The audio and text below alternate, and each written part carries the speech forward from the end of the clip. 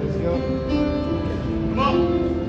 I wasn't there by the shores of Galilee when Jesus touched those blinded eyes and made them see.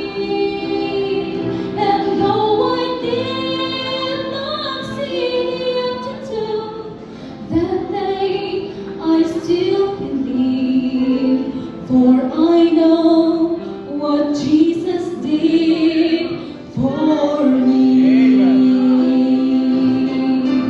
I believe there is power in the blood of the Lamb, and I believe there is healing in the touch of His hand.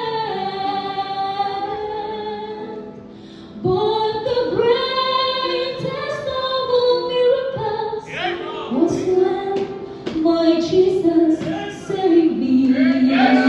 For I know what Jesus did